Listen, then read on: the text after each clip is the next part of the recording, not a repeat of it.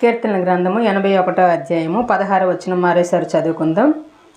అతి శ్రేష్టమైన గోధుమలను అనుగ్రహించి నేను వారిని పోషించుదును, కొండ తేనెతో నిన్ను తృప్తిపరచుదును. మరి ఈ వాక్యం ద్వారా మనకి ఏమర్థమవుతుందంటే,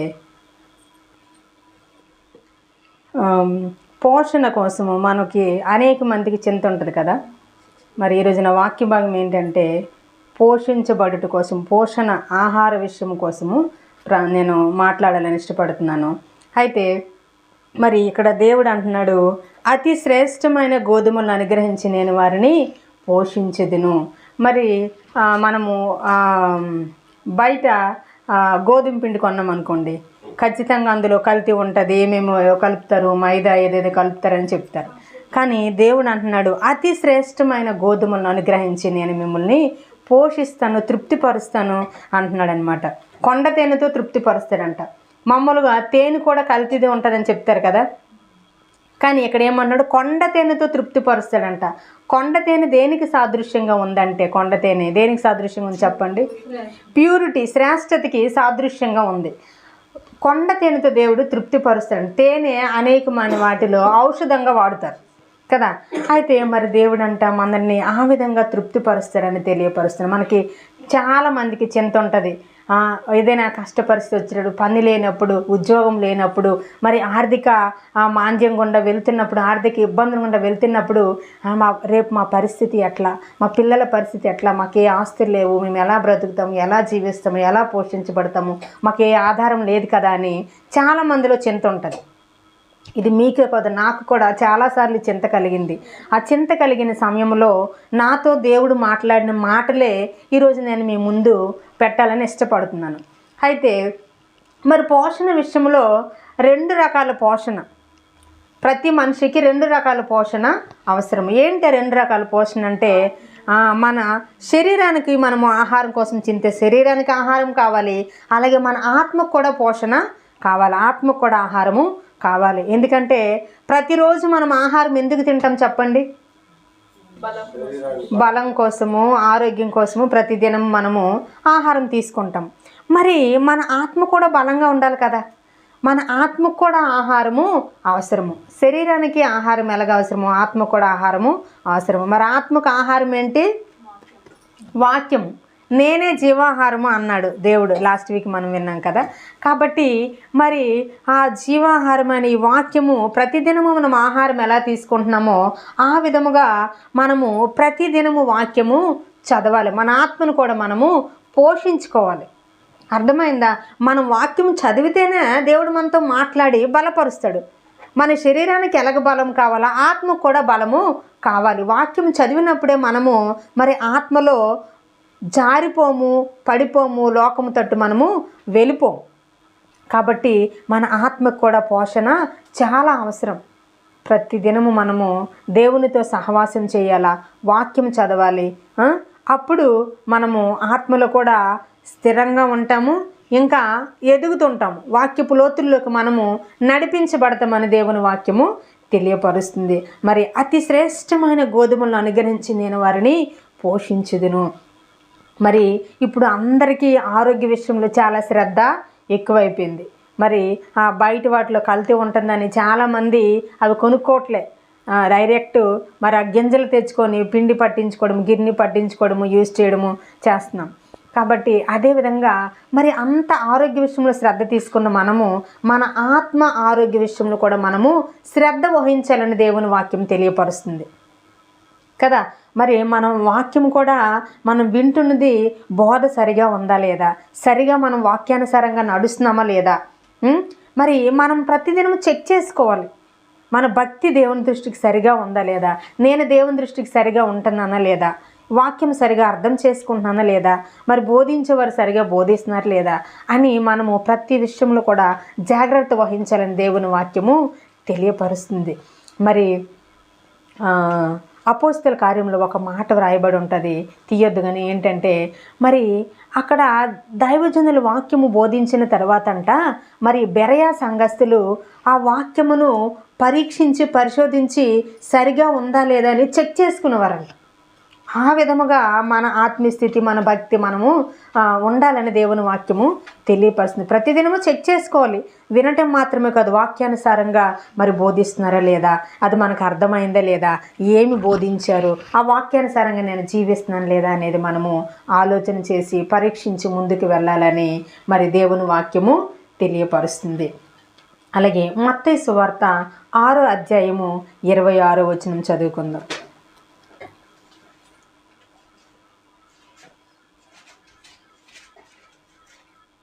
పేజ్ నెంబర్ 7. ఆకాశ పక్షులను చూడుడి, అవి విత్తవు, కోయవు, కొట్లలో కూర్చుకొనవు, అయినను మీ పరలోకపు తండ్రి వాటిని పోషించుచున్నాడు, మీరు వాటికంటే బహుశ్రేష్ఠులు కారా? అర్థమైందా? ఆకాశ పక్షులు మరి పొలము దున్నుతున్నాయా, విత్తనాలు వేస్తున్నాయా, పంట పండిస్తున్నాయా, లేదంటే వాటికి కొట్లు ఉన్నాయా, గరిసెలు ఉన్నాయా, ధాన్యము అన్ని గింజలన్నీ దాచుకోవటానికి? ఏమీ లేదు. కానీ ప్రతిరోజు సమృద్ధిగా తింటున్నాయి, హ్యాపీగా ఉంటున్నాయి ఆకాశ పక్షులే. వాటి పని బాగుంది కదా. మనమైతే ప్రతిరోజు పనికి వెళ్ళాలి, పని వెతుక్కోవాలి, వంట చేసుకోవాలి. పనికి వెళ్తే సరిపోదు, డబ్బులు ఉంటే సరిపోదు, వంట చేసుకోవాలి, అన్నీ సమకూర్చుకోవాలి. దేవుడు అంటున్నాడు, నిజంగా మరి ఒకసారి చాలా చింత కలిగినప్పుడు ఎలా ప్రభువా అని ఆలోచన చేస్తుంటే కరోనా సమయంలో దేవుడు ఈ వాక్యం ద్వారా మాట్లాడి ఎంతో ధైర్యపరిచాడు. నిజంగానే సమృద్ధిగా పోషించాడు. ఎంతోమందికి ఉద్యోగాలు పోయాయి, కానీ దేవుడు ఆ ఉద్యోగ స్థలంలో ఉంచి ఎంతగానో సమృద్ధిగా పోషించి కాపాడి భద్రపరిచాడు. మరి ఇక్కడ దేవుడు అంటున్నాడు, ఆకాశ పక్షులను చూడండి. మీరు ఆహార విషయంలో ఎప్పుడూ చింతించొద్దు. ఆకాశ పక్షులు ఎప్పుడైనా విత్తనాలు తెచ్చాయా, పొలము దున్నాయా, మరి విత్తనాలు వేసాయా, పంట పండించాయా, కోత కోసాయా? అవేం చేయలే. కొట్లు లేవు, గరిసెల్లో దాచుకోలేదు. కానీ నేను వాటిని ప్రతిదినము పోషిస్తున్నాను. మరి దేవుడు అంటున్నాడు, ఆ పక్షి కంటే మీ జీవితము చాలా శ్రేష్టమైనది. సృష్టిలో మనిషి జన్మ అంట ఎంతో శ్రేష్టమైనదంట. ఆ శ్రేష్టమైన మనిషి జన్మను దేవుడు మనకిచ్చాడు. కాబట్టి మనం ఏం చేయాలి? శ్రేష్టమైన జీవితాన్ని బట్టి దేవుణ్ణి స్తుతించాలి. దేవుణ్ణి దుఃఖపరచువారుగా, కష్టపెట్టువారుగా, మోసం చేయవారుగా, మరి లోకానికి దేవునికి దూషణకరంగా మనము జీవించకూడదు. లోకానికి మాదిరికరంగా జీవించాలా, దేవుణ్ణి ఘనపరచువారుగా జీవించాలా, మరి దేవునికి ఇష్టానుసారమైన జీవితం మనం జీవించాలని దేవుని వాక్యం తెలియపరుస్తుంది. నేను మిమ్మల్ని పోషిస్తాను, ఎందుకంటే మీరు ఆ యొక్క పక్షుల కంటే మీది చాలా శ్రేష్టమైన ఆ లైఫ్ నేను మీకు ఇచ్చాను, మనిషి జన్మ. కాబట్టి ఏ రోజు మీరు ఆహార విషయంలో చింతపడద్దు. ఎలా జీవించాలి, ఎలా బ్రతకాలి, మాకు నిలువ నీడ లేకుండా ఉన్నాము, ఎలా ముందుకు వెళ్ళాలని మీరు చింతపడద్దు. కాకపోతే ఏం చేయాలి? చింతపడకుండా అలా ఉండాలా? దేవుణ్ణి అడగాలి, దేవుని మీద ఆధారపడాలి, దేవుని తడు చూడాలి. ఆ పక్షులు ప్రతిదినము ఆహారం కొరకు దేవుని వైపు చూస్తాయంట. కాబట్టి దేవుడు వాటిని పోషిస్తున్నాడు. ఆ పక్షికున్న విశ్వాసము నీకు నాకు ఉందా అనేది మనం ఇప్పుడు పరీక్షించుకోవాలి. ప్రతి దినము ఆహారం కోసము పక్షులు దేవుని వైపు చూస్తున్నాయి, దేవుని వైపు చేతులు చాపుతున్నాయి. ఆ విధంగా మనము ప్రతి దినము ఆయన వైపు చూసినట్లయితే మనకి ఏది కొదువగా ఉండదు, ఏది అక్కరగా ఉండదు. ఆయన క్రీస్తు యేసునందు మహిమలో తన యొక్క మహిమైశ్వర్యం చొప్పున ప్రతి అక్కర తీరుస్తానని పేతురు గ్రంథంలో, పేతురు పత్రికలో రాయబడింది. మరి ఆయన మాట ఇచ్చి మాట తప్పే దేవుడా? ఖచ్చితంగా ఆయన ఒక మాట రాయించాడంటే ఏది అబద్ధము కాదు, పొల్లు పోదు, ఖచ్చితంగా నెరవేరుస్తాడు ఆయన. మనము నమ్మాలి. మనం అవిశ్వాసులుగా, నమ్మకం లేనివారుగా, ఆయన మీద ఆధారపడని వారుగా ఉన్నట్లయితే గనక మరి మనం ఆయన దగ్గర నుంచి ఏ మేలు పొందుకోలేం అని దేవుని వాక్యం తెలియపరుస్తుంది. కాబట్టి మనం ఏం చేయాలి? మరి ఆహార విషయంలో, వస్త్రము విషయంలో, మన అక్కరల విషయంలో ఎవరి వైపు చూడాలి? దేవుని వైపు చూడాలని దేవుని వాక్యము తెలియపరుస్తుంది. డ్రైవర్ ఫోన్ చేస్తాడు, డ్రైవర్ అంట. అదేవిధంగా మరి యెషయా గ్రంథము 49:23 చూసుకుందాం.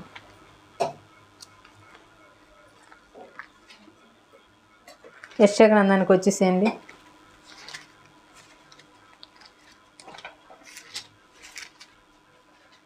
రాజులు నిన్ను పోషించు తండ్రులుగాను, అదేనక్క చదవండి. పోషించు తండ్రులుగాను, వారి రాణులు నీకు పాలిచ్చు గాదులుగాను ఉండెదరు. వారు భూమి మీద సాగిలపడి నీకు నమస్కారం చేసెదరు. నీ పాదముల ధూళి వారు ధూళి నాకెదరు. చాలు. అయితే ఇక్కడ యెషయా గ్రంథంలో మరి సేవకు పిలిచిన తర్వాత చాలా దుఃఖము, అర్థం కాని పరిస్థితి, మరి దేవుడు సంపూర్ణంగా సమర్పించుకోమని మాట్లాడినప్పుడు మరి దేవుడు ఈ ఒక్క వాక్యం ద్వారా నాతో మాట్లాడారు. రాజులు నిన్ను పోషించి తండ్రులుగాను, వారి రాణులు నీకు పాలిచ్చి దాదులుగాను ఉండెదరు, వారి భూమి మీద సాగిలపడి నీకు నమస్కారం చేసేద్దరు. మరి నేను అలాంటి వారిని నీ కొరకు ఏర్పాటు చేస్తాను. నువ్వు ఈ ఆహార విషయంలో, వస్త్రం విషయంలో చింతించొద్దని దేవుడు మాట్లాడాడు. అదేవిధంగా మరి బైబిల్లో కూడా ఎంతోమందిని దేవుడు ఆ విధంగా పోషించాడు. చాలా ఎగ్జాంపుల్స్ మీకు ఇప్పుడు నేను చూపిస్తాను, కొన్ని ఉదాహరణలు. ఆదికాండము 45 అధ్యాయము 11వ వచనం చదవండి.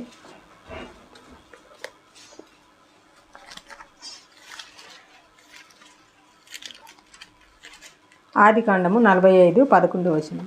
ఇకను 5 కరువు సంవత్సరములు వచ్చును గనుక నీకును నీ ఇంటి వారికిని నీకు కలిగినదంతటికిని పేదరికము రాకుండా అక్కడ నిన్ను పోషించదని అన్నాడని చెప్పుడి. అయితే ఇప్పుడు చదవబడిన మాట ఆదికాండం 45:11 వచనము ఎవరితో చెప్పారు అనేది మనం ఫస్ట్ చూసుకున్నట్లయితే, యోసేపు తన తండ్రి అయిన యాకోబుకు చెప్పమని మధ్యవర్తులైన వాళ్ళ అన్నలతో చెప్పి పంపిస్తున్నాడు. ఏ సందర్భంలో అంటే అక్కడ భయంకరమైన 7 సంవత్సరాల కరువు నడుస్తుంది. అలాంటి సమయంలో ఏ దేశంలో ఆహారం లేదు. వారికి ఉన్న ఆహార ధాన్యాలన్నీ కూడా అయిపోయేవి. చాలా ఇబ్బంది పడుతున్నారు. ఎక్కడ ఆహారం దొరుకుతుందంటే ఐగుప్తులో సమృద్ధి అయిన ఆహారం ఉందంట. ఐగుప్తు దేవుని పట్టణం కాదు కదా, ఇక్కడ దేవుని ప్రజలందరూ ఉన్నారు కనాన్లో. కానీ దేవుడు ఆహారము ఐగుప్తుల సమృద్ధికి పెట్టాడంట. ఎందుకు? తన బిడ్డలు ఉన్న దగ్గర పెట్టాలి కదా. మనం ఏం అర్థం చేసుకోవచ్చు అంటే, మన యొక్క అవిధేయతలు కావచ్చు, మనకేదైనా నేర్పించాలని కావచ్చు, మరి మనల్ని సంపూర్ణంగా ఆయన తట్టు త్రిప్పడానికి కావచ్చు. కొన్నిసార్లు దేవుడు కరువు, పేదరికం అనుమతిస్తాడు మనము ఆయనకి ఇష్టకరంగా జీవించినప్పుడు. ఇక్కడ మరి ఏం జరిగిందంటే, మరి యోసేపు ఐగుప్తులో ఉన్నాడు. తన తండ్రి, తన అన్నదమ్ములు అందరూ కూడా మరి కనాను దేశంలో ఉన్నారు. అలాంటి పరిస్థితుల్లో మరి అక్కడ యోసేపు ఏ స్థితిలో ఉన్నాడంట? ఐగుప్తులో చాలా ఉన్నతమైన స్థితిలో ఉన్నాడు ఆయన. అర్థమైందా? ఎంత ఉన్నతమైన స్థితి అంటే మొత్తము ఆహారం, ఫుడ్ అంతా కూడా ఆయన హ్యాండ్ ఓవర్లో ఉంది. మొత్తం అన్ని దేశాలకి, ఆ దేశానికి అందరూ కూడా ఆయన సెలవిస్తేనే సప్లై అవుద్ది ఫుడ్. అంత ఉన్నతమైన స్థితిలో పెట్టాడు. కానీ ఒకరోజు ఆయన పరిస్థితి ఏంటి? అన్నలు గొంతలో వేసేశారు, ఆ తర్వాత అమ్మేశారు. ఒక బానిసగా మరి ఒక ఆయన కొనుక్కొని బానిసగా తీసుకెళ్ళాడు ఐగుప్తుకి. అక్కడికి వెళ్ళి ఇంకొక ఆయనకి అమ్మాడు. ఆ తీసుకెళ్ళిన ఆయన దగ్గర మరి ఒక సైన్యాధికారి అయిన పోతీఫర్ కొనుక్కున్నాడు. అతని ఇంట్లో ఒక పనివాడిగా పెట్టుకున్నాడు. అసలు ఆయన వేరే కంట్రీకి వెళ్ళాడు. అసలు ఎవరు తెలిసిన వాళ్ళు లేరు, ఏ ఉద్యోగం లేదు, ఏ ఆధారము లేదు. ఆ కట్టు బట్టలతో, చినిగిపోయిన బట్టలతో వెళ్ళాడు. అక్కడ ఎలా జీవించాలో, ఎక్కడ ఉండాలో, ఏం చేయాలో అర్థం కాని పరిస్థితి. అలాంటి పరిస్థితుల్లో దేవుడు మరి అతన్ని పోషించాడా లేదా? అక్కడ దీని అంతటికీ కారణం ఏంటి? ఆయన భక్తిలో ఏమాత్రము మరి తగ్గిపోలేదు. ఎక్కడికి వెళ్ళినా దేవుణ్ణి మాత్రము యోసేపు విడిచిపెట్టలే. దేవునికి నమ్మకంగా ఉన్నాడు, యథార్థంగా జీవించాడు, ఆ పని స్థలంలో నమ్మకంగా ఉన్నాడు, అధికారుల దయను పొందుకున్నాడు. ఇదంతా ఎవరి ద్వారా సాధ్యమైంది? దేవుని ద్వారానే. ఆయన ఎక్కడికి వెళ్ళినా దేవుణ్ణి విడిచిపెట్టలేదు, దేవుడు ఆయన్ని విడిచిపెట్టలేదు. అంతగా దేవుడు యోసేపుకు తోడుగా ఉన్నాడు. అంతేకాకుండా ఇక్కడ కరువు వస్తుందని తెలుసు, కరువులో యోసేపుని గొప్పగా వాడుకొని తన కుటుంబాన్ని పోషిస్తాడని తెలిసి 20 సంవత్సరాల క్రితమే యోసేపుని దేవుడు ఐగుప్తుకు నడిపించిన సర్వశక్తి గల దేవుడు మన దేవుడు. ఎంత గొప్ప ప్రణాళిక కదా, ఎంత గొప్ప కార్యం కదా. దేవుడు ఎంత శక్తిగల దేవుడు కదా. మీరు ఆలోచన చేశారు ఎప్పుడైనా? నేను వాక్యము ధ్యానిస్తుంటే నిజముగా ఎంత గొప్ప దేవుడు. గర్భములో పిండమై రూపింపబడక ముందే మనల్ని ఎరిగిన దేవుడు. అర్థమైందా? మరి ఆ విధముగా ఆ యోసేపుని ఎరిగాడు, మరి నడిపించాడు, అక్కడ వాడుకున్నాడు. అర్థమైందా? ఈ గొంతులో వేసి పడేసి అమ్మేశారే, లాస్ట్గా అతని దగ్గరికి వెళ్ళి సాష్టాంగపడి నమస్కారం చేశారు. చిన్నప్పుడు కళలు వచ్చాయి, అవన్నీ నెరవేర్చబడ్డాయి. ఇప్పుడు ఎలా ఉంది? ఆయన చెయ్యి పైన ఉంది, వాళ్ళ చెయ్యి క్రింద ఉంది. ఆయన ఇచ్చే స్థితిలో ఉన్నాడు, మరి అమ్మేసిన వాళ్ళు పుచ్చుకునే స్థితిలో ఉన్నారు. ఎంత గొప్ప దేవుడు కదా. కానీ ఈయన వెళ్ళేటప్పుడు ఎలాంటి స్థితి? తినటానికి తిండి లేని పరిస్థితి, ఒక్క వస్త్రం లేని పరిస్థితి, ఎంతో కడు పేదరికము. కానీ దేవుడు తనని ఎంతో అక్కడ హెచ్చించాడు. అంతేకాకుండా మరి ఇక్కడ యాకోబు తన యొక్క కుటుంబ సభ్యులు అందరూ ఆహారం లేక అల్లాడిపోతున్నారని తెలిసింది. మరి తన అన్నలతో కబురు పెడుతున్నాడు. ఏమని కబురు పెట్టాడు? ఇంకా అయిపోలే కరువు, ఇప్పుడు 2 సంవత్సరాలు అయింది, ఇంకా 5 సంవత్సరాల కరువు ఉంది. కాబట్టి నేనేం చెప్తున్నానంటే ఇంకా 5 సంవత్సరాలు కూడా నీకును నీ ఇంటి వారికి నీకు కలిగినదంతటికి నీ పేదరికం రాకుండా అక్కడ నిన్ను పోషిస్తానని చెప్పాడు యోసేపు, వెళ్ళి చెప్పండి అని కబురు పంపించాడు. ఒక్క యాకోబు తన తండ్రి కదా, ఆయన ఒక్కను పోషిస్తే సరిపోద్ది కదా. అన్నలు గొంతులో వేస్తారు కదా, మరి రివెంజ్ తీర్చుకోవచ్చు కదా. కానీ దేవుని ప్రేమ, దేవుడు తనకు ఒక బాధ్యత ఇచ్చాడు, తనను ఒక స్థితిలో పెట్టాడంటే వారందరినీ ఆదుకోవడానికని ఆయనకి తెలుసు.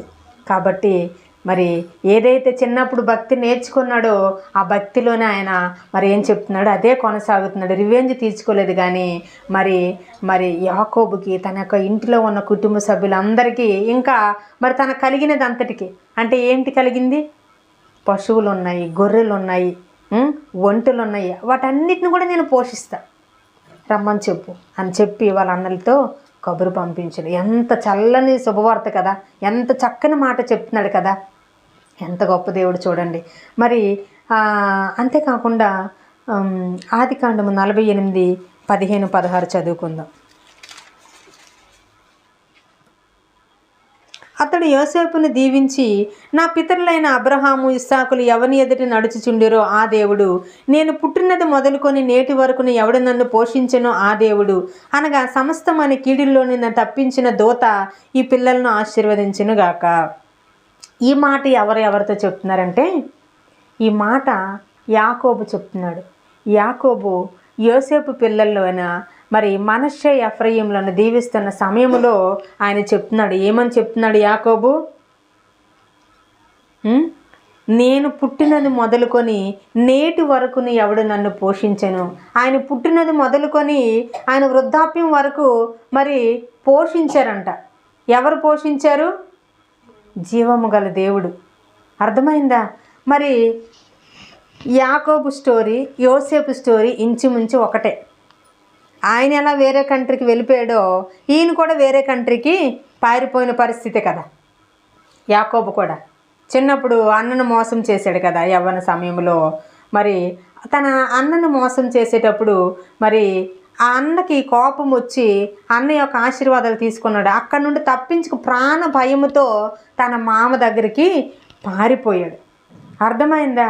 ఆ పారిపోయిన మరి సందర్భాలన్నీ జ్ఞాపకం చేసుకుంటున్నాడు ఇప్పుడు. ఆ పారిపోయిన అప్పుడు కూడా ఆయన కూడా అలానే పారిపోయాడు, ఏమీ లేకుండా కట్టు వస్త్రాలతో కట్టు బట్టలతో. అక్కడ మరి దేవుడు ఆయనని పోషించాడు. ఇక్కడ యోసేపును బట్టి తను ఉన్న యజమానిని దీవించాడు, అక్కడ యాకోబును బట్టి తన మామను దీవించాడు. అంటే దీన్ని బట్టి మనకి ఏమర్థమవుతుంది?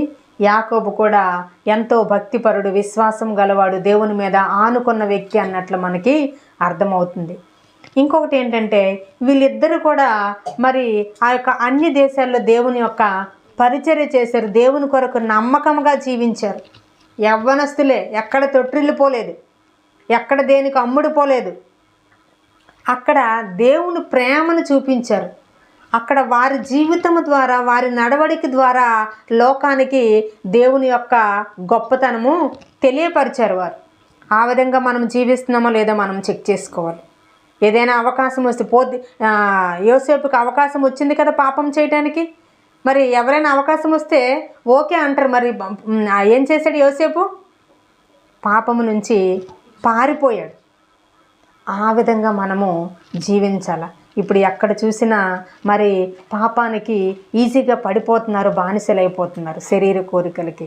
మరి ఈ విషయంలో ఒక యోసేపుని మనం ఒక రోల్ మోడల్గా పెట్టుకోవాలి, ఒక యాకోబుని రోల్ మోడల్గా పెట్టుకొని మనము లోకములో పాపములో పడిపోకుండా దేవుని కొరకు నిలబడాలని అర్థమవుతుంది. మరి వేరే ఆ దేశంలో వెళ్ళినప్పుడు యాకోబుని దేవుడు అక్కడ ఎంతగానో పనినిప్పించాడు, పోషించాడు. అర్థమైందా? అక్కడ 20 సంవత్సరాలు కొలువు చేశాడంట వాళ్ళ మామ దగ్గర. తనను బట్టి తన మామని దేవుడు దీవించాడు. అలాగే యాకోబును కూడా దేవుడు మరి భార్యల్ని, పిల్లల్ని, ఆస్తిని అంతా ఇచ్చి దేవుడు దీవించినట్లు అర్థమవుతుంది. యోసేపును కూడా అలాగే దీవించాడు. అలా దీవించబడ్డాడు కాబట్టి ఇప్పుడు ఇక్కడ యాకోబు అంటున్నాడు, ఏమంటున్నాడు? మరి నేను పుట్టినది మొదలుకొని నేటి వరకు ఎవడు నన్ను పోషించనో ఆ దేవుడు అంటున్నాడు. మీరు ఎప్పుడైనా ఆలోచన చేశారా? ఇంతకాలం దేవుడు నన్ను ఎంతగానో సమృద్ధిగా పోషించాడు, దేవానికి వందనాలను ఎప్పుడైనా చెప్పారా? చెప్పకపోతే చెప్పండి, దేవా నిజమేనయ్యా, నేను ఎప్పుడు ఆలోచన చేయలేదు, ఇన్ని సంవత్సరాలు నన్ను సమృద్ధిగా పోషించావయ్యా, కేవలం నువ్వు మాత్రమే నన్ను పోషించావు, ఏదో మా అమ్మ అన్నం పెట్టిందనో అన్నం పెట్టాడనో అని కాకుండా దేవుడు ఆ విధముగా సహాయం చేశాడు కాబట్టి వాళ్ళు కూడా పోషించగలిగారు. కాబట్టి నువ్వు నన్ను పోషించావయ్యా, నీకు వందనాలు అని మరి దేవునికి థ్యాంక్స్ చెప్పండి. యాకోబు జ్ఞాపకం చేసుకుంటున్నాడు దేవుడు చేసిన ఆ మేలులు, ఉపకారములు. అర్థమైందా?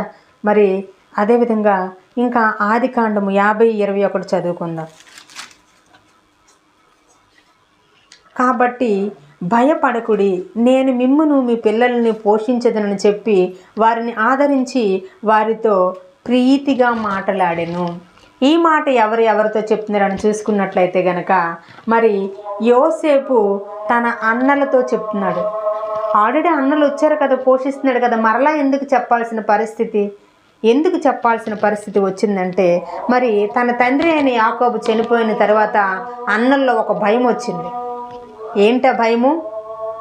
అప్పుడు గొంతులో పడేశారు కదా, మరి ఆయనని ఆ విధంగా మరి మోసపరిచాను, ఆ విధంగా మరి గొంతులో పడేసాము, ఇప్పుడు రివెంజ్ తీసుకుంటారేమో అని చెప్పి మరి భయం వేస్తుంది అన్నలకి.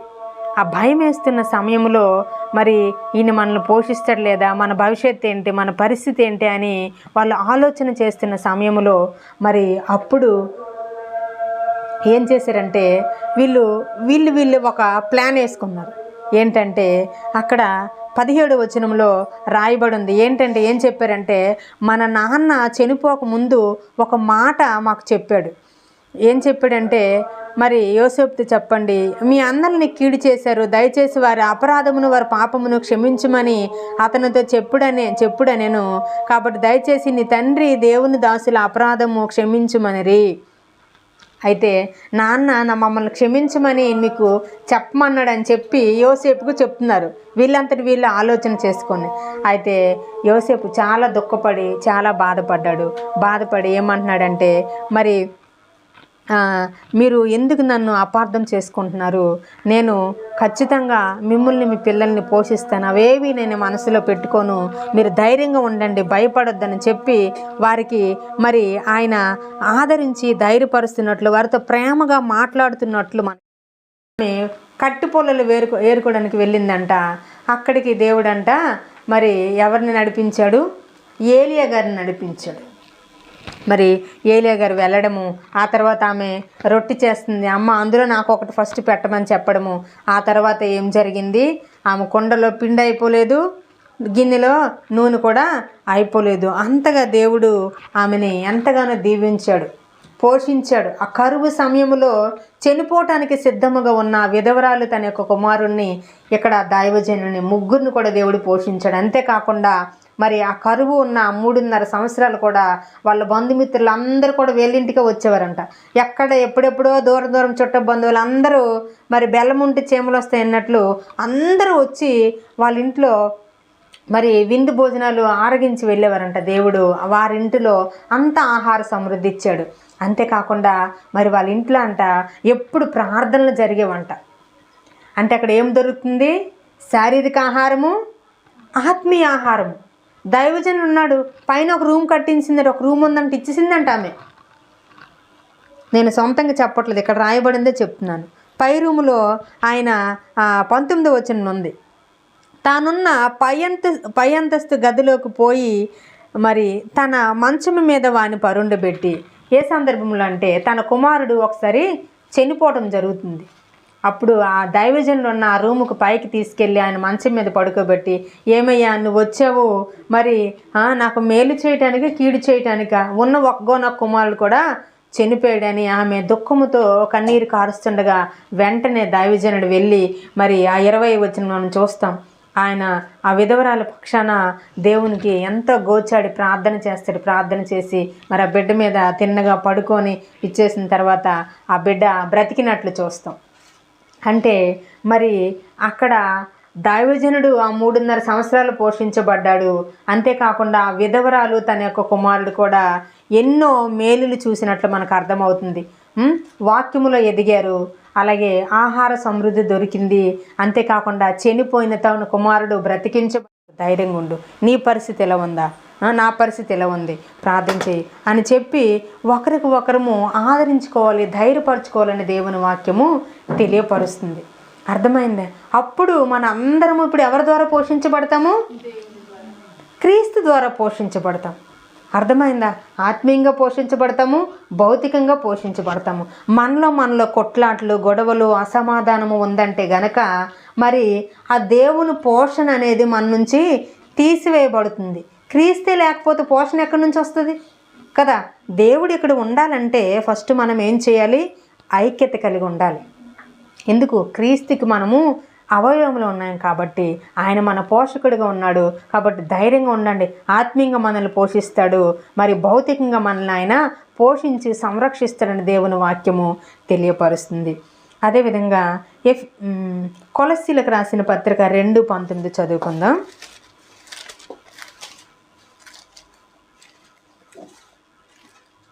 అందులో నేనే చదువుతాను.